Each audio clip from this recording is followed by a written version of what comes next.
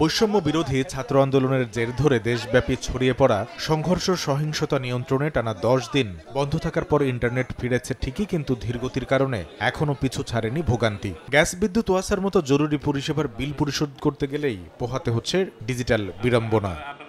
এ অবস্থায় ইন্টারনেটের গতি বাড়ানোর দাবিতে বুধবার একটি সংবাদ বিজ্ঞপ্তি দিয়েছে কনজিউমার অ্যাসোসিয়েশন অব বাংলাদেশ, ক্যাবের চট্টগ্রাম বিভাগ ও নগর কমিটি, যেখানে ডিজিটাল বাংলাদেশে ইন্টারনেটের গতি কমিয়ে রাখা মৌলিক অধিকারকে খর্ব করার শামিল বলে দাবি করা হয়েছে। বলা হয়েছে, নিরবচ্ছিন্ন গতিসম্পন্ন ইন্টারনেট সংযোগ এখন মানুষের অন্যতম মৌলিক অধিকারে পরিণত হয়েছে। কোনো সরকার সেই অধিকার খর্ব করতে পারে না।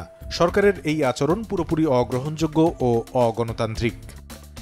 বিবৃতিতে ক্যাব জানায়, ইন্টারনেট সেবাদাতাদের বিভিন্ন সরঞ্জাম স্থাপন করা ডেটা সেন্টারে আগুন দেওয়ার বিষয়টি সামনে আনলেও পরে দেখা গেল রাজধানীর মহাখালীর ওই ভবনে কোনো আগুনই লাগেনি, অথচ সেই দোহাই দিয়ে টানা 10 দিন ইন্টারনেট বন্ধ রাখা হয়। যদিও ওই ডেটা সেন্টার থেকে দেশ জুড়ে মোট ব্যান্ডউইথ চাহিদার 20% মতো সরবরাহ করা হয় মাত্র।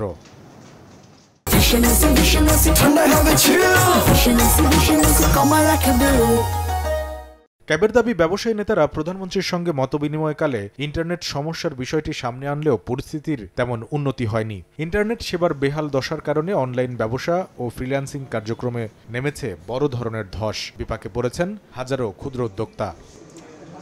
যেখানে ইন্টারনেটের গতি নেই, সেখানে মোবাইল অপারেটররা 5 GB ডাটা বোনাস দেওয়ার নামে গ্রাহকদের সাথে উপহাস করছে বলেও দাবি করা হয় ওই বিবৃতিতে।